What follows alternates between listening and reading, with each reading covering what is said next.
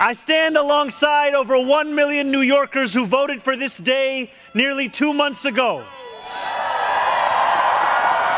And I stand just as resolutely alongside those who did not. I know there are some who view this administration with distrust or disdain, or who see politics as permanently broken. And while only action can change minds, I promise you this: if you are a New Yorker, I am your mayor. Regardless of whether we agree, I will protect you, celebrate with you, mourn alongside you, and never, not for a second, hide from you. This is my video update on this January the 2nd, coming to you from Larnaca, Cyprus. Let's talk about some news. And let's start things off with some breaking news, which is that Budanov has taken over Yermak's position in Zelensky's administration. Yermak is now the chief of staff for the Green Goblin. And what this shows is that the CIA is firmly in charge of Project Ukraine. That is what this move represents. We know that Budanov, he is a product of the CIA, as was reported by the New York Times in a very lengthy article that they published a couple of years ago. I believe the Washington Post has also reported on the CIA's activities in Ukraine post-Maidan and Budanov's role in all of those activities. And now Budanov has moved in to fill Yermak's position in the Zelensky regime, which fits in nicely with the reports that I was talking about yesterday, once again from the New York Times, which claimed that it is the CIA, or it has been the CIA, that was behind the drone strikes on oil refineries, gas facilities, as well as the tankers. I talked about this in my video update yesterday. Alexander talked about this in his video update as well. The New York Times reported that Ratcliffe and the CIA, they are the ones that got the permission from Trump. Trump greenlit this, but they got the permission from Trump to orchestrate help coordinate and orchestrate the drone strikes, Ukrainian drone strikes into the oil facilities, gas facilities, and the oil tankers, even in the Mediterranean. The New York Times even reports that the oil tanker strike in the Mediterranean was orchestrated or had the support of the CIA. So Budanov, as the chief of staff for Zelensky, makes complete sense. We're getting a clear picture as to where things are going with Project Ukraine. No doubt we are shifting to a covert sabotage, dirty war. That is what we are shifting towards. I believe there is an acceptance, or there's starting to be an acceptance in the collective West that the conventional war has been lost and it is time to prepare for the covert war, and no better guy than Budanov to be in the key position as you make the shift towards a covert war, which I imagine the three-letter agencies are hoping will last many, many years, if not decades. So that is the big news, big breaking news from Kiev. Ukraine currently needs greater focus on security, on the development of its armed forces, and on the diplomatic track of negotiations. Zelensky said, according to the Ukrainian leader, he selected Budanov as his chief of staff because the 39-year-old has specialized experience in these areas and sufficient strength to deliver results. That's what Zelensky said with the Budanov appointment. They don't even like each other, to be quite honest. Budanov and Zelensky do not get along. But if the three-letter agency says Budanov, it's going to be Budanov. This could also mean that the MI6 is not going to get their guy, which is Zaluzhny. So it could be signaling that, or maybe Zaluzhny does come in to replace Zelensky, and you get an MI6 CIA dream team combo of Zaluzhny and Budanov. That is also possible. So the United States issued a travel warning for U.S. citizens going to Russia. U.S. citizens face growing danger as government advises swift departure from one country. That country is Russia, according to Fox News. American citizens do not go to Russia. Don't travel to Russia. And if you do travel to Russia, there is a chance that you may be detained, according to this travel advisory. So something is brewing. Something is cooking for a travel advisory to be issued. Perhaps they're issuing this travel advisory in anticipation of some sort of big Russian retaliation against the drone strikes, not only on Putin's residence in Novgorod, but also the horrific strike on New Year's Eve in the Russian part of Kherson. So maybe the United States is anticipating some sort of big Russia retaliation, and they're issuing this travel advisory, or perhaps something else is going to happen, and something else is being cooked up, and they're warning Americans not to travel to Russia. So that was an interesting bit of news. The Wall Street Journal is reporting that Russia is in a semi-blockade of Odessa. That is what the WSJ is reporting.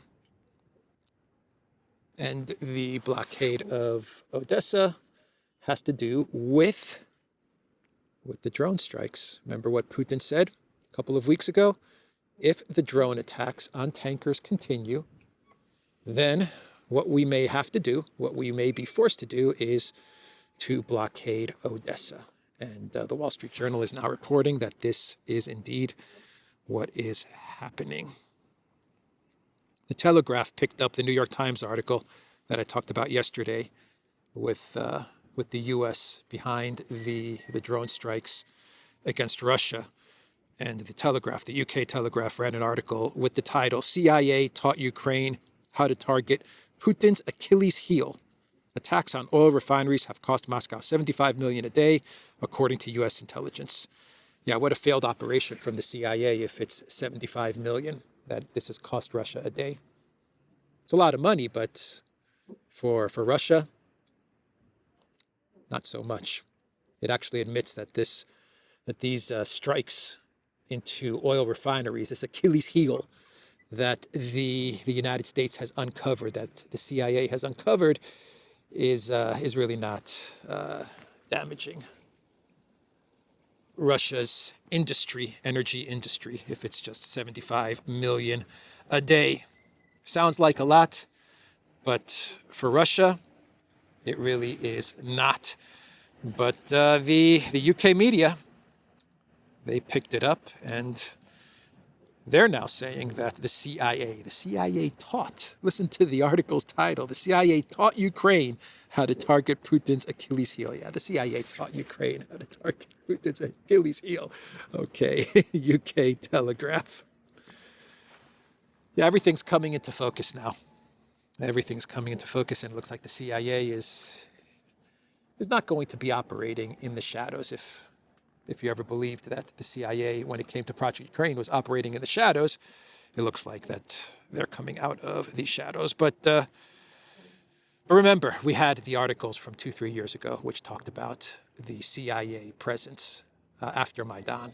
They actually talked about how the CIA built 12 or 14 operation centers right on the border with Russia, and they identified Budanov as someone who has a lot of potential, and they groomed Budanov to the position where he is in now, and it looks like they have placed Budanov at the very top of the pyramid today as well.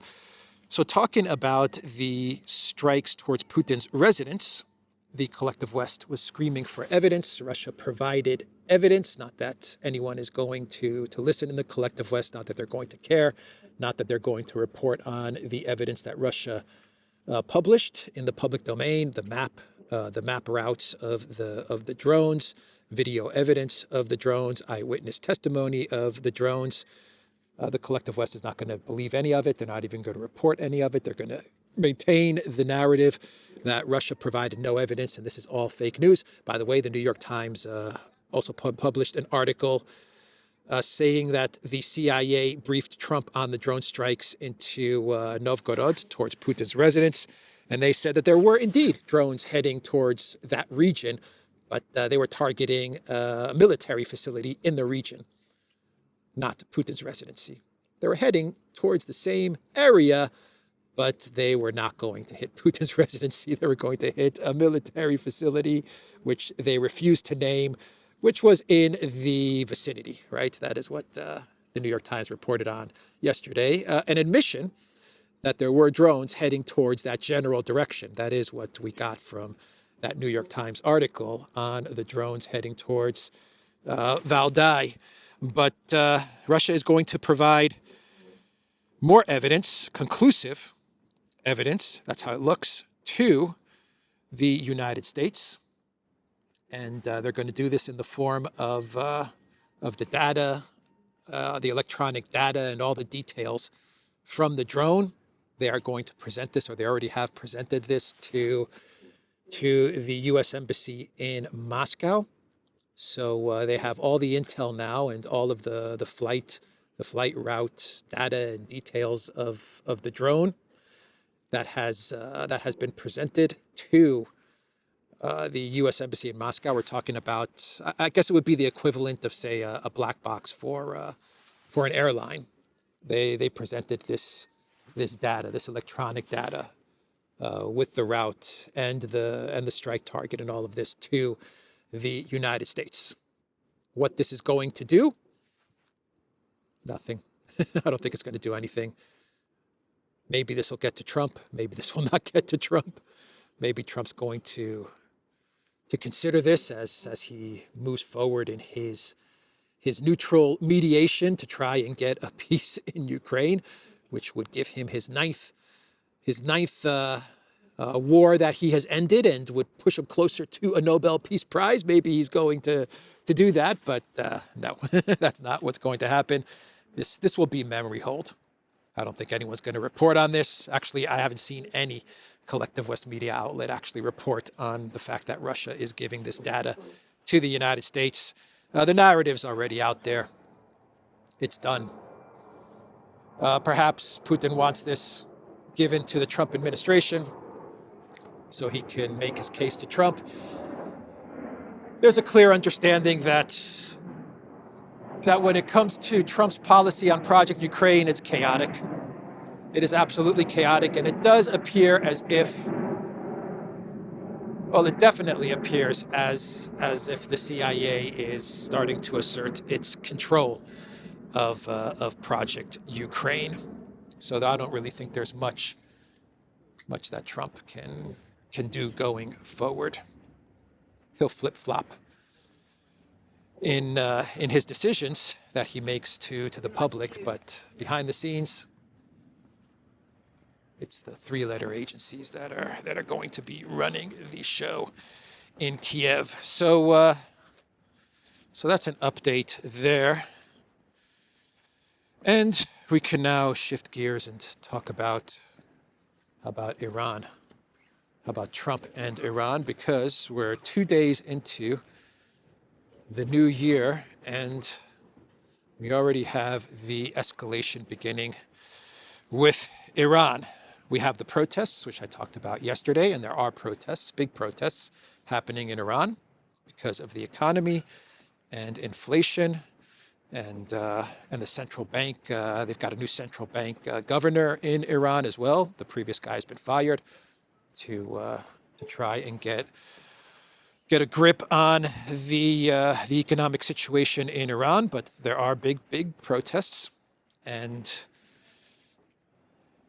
the media is claiming that the protests, the collective West media is claiming that the protests are violent, and that the Iranian authorities are getting very violent with the protesters, and some reports are saying that there's shooting of protesters. I don't believe it. I don't believe that that's what's going on. I've seen a lot of AI and deep fakes of alleged shooting of protesters, or spraying protesters with water hoses and stuff like that. But these have been AI generated. I've actually seen the originals, and I've seen the deep fakes and the AI. But maybe the protest, the authorities are getting violent with the protesters. Maybe not. I don't know. I believe they're not.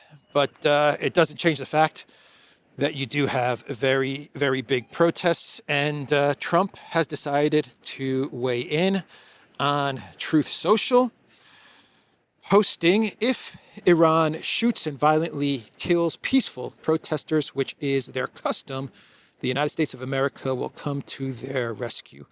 We are locked and loaded and ready to go."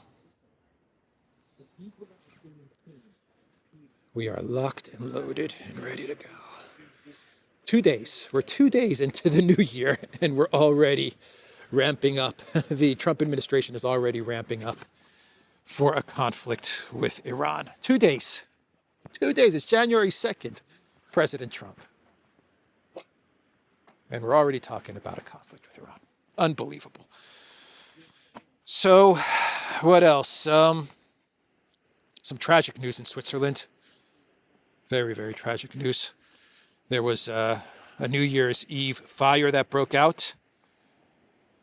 Up to 47 people were killed at this at a wooden. It was a wooden chalet or an event area, but the building was made of wood, and I'm not sure what the cause is. I don't even think the cause has been published.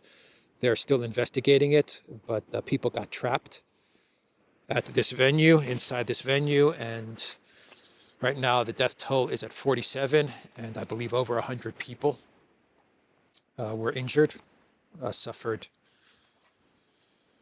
injuries from this devastating New Year's fire. So our thoughts and prayers are with Switzerland, and that was just a horrific piece of news from yesterday. And one more story. We have a ship that was seized by Finland. This ship was going from St. Petersburg to, I've read it was going from St. Petersburg to Haifa. That was the route of the ship, and it was carrying steel. And the Finnish authorities, they seized the ship, and they claim that the steel is sanctioned under the EU sanctions regime, sanctions law. And so they've detained the ship. The piracy continues. Stunning and Brave posted on X, "The Baltic Sea has been a clear pattern of disruption since the start of Russia's war. Europe's critical infrastructure remains at high risk of sabotage. I thank Finland for taking swift and determined action in seizing the ship and crew suspected of damaging subsea cables yesterday. As the investigation continues, Europe remains vigilant and in close contact with Finland and Estonia. The EU will continue to fortify its critical infrastructure, including by investing in new cables, strengthening surveillance, ensuring more repair capacity, and moving against Moscow's shadow fleet, which also acts as a launch pad for hybrid attacks." And as of today, I'm announcing as the European Union's top diplomat that the EU will also launch an investigation into the Nord Stream sabotage, and I promise that we will get to the bottom of those who decided to attack and destroy Europe's critical infrastructure, its most critical infrastructure, which was the Nord Stream pipelines. Quite a statement from Kaja Kallas I made up the last part about Nord Stream, by the way. That part is made up. They don't care about Nord Stream. Allegedly, this ship, its anchor, damaged some subsea cables. Maybe, maybe not. Who knows? But someone's swimming. Water's cold. It's about 10 degrees today, or 8 degrees right now. 8 degrees in Cyprus, which is cold for Cyprus. That is cold for this area, but there is a brave swimmer. Probably very healthy to swim right now in the cold water. So, yeah, that's Kaja Kallas' remark about the seizing of the Shadow Fleet transporting sanctioned steel. What's Russia going to do about this? Probably nothing. What's Putin going to do about this? Probably nothing. Anyway, that's the latest there. Stube actually posted a video, like a TikTok, Instagram video about Finland's relationship with Russia as well. He said that they're never going to be friends, or their relationship has changed forever, but we're closer to peace than we ever have been. Our relationship is never going to go back to the way it was, but we're closer to peace than we ever have been. And just in lasting peace for Ukraine, but we're also going to try and find a way to live with Russia, given the fact that we are neighbors, right? He said we can't change our geography. That's the reality. He said the reality is that our relationship is never going back to the way it was, but it's also a reality that we share a border. That was his message. So he said that Finland's going to try and find a way to coexist with Russia, because the economy in Finland is getting smashed from joining NATO and from the sanctions against Russia. Absolutely getting smashed. At least that's my understanding of what's going on in Finland. Anyway, that was the message from Stube. Medvedev replied to Stube's TikTok video in classic Medvedev fashion. I don't have his message saved, but it was the classic Medvedev post on X. And let's do a quick Clown World, and I'm going to wrap up this quick Friday afternoon, early evening video. And how about the Financial Times with an article with the title, Christine Lagarde's pay is 50% higher than disclosed by the ECB. Okay. Christine Lagarde is making big bucks, right? Big bucks. I believe tax-free as well. Well, she did a good job and got Bulgaria into the euro against the wishes of the people of Bulgaria. But who cares about the people of Bulgaria? We're talking about EU democracy, right? They talk about democracy all the time. 70% of the citizens of Bulgaria did not want the euro, but that's not how democracy works, people of Bulgaria. That's not how democracy works in the EU.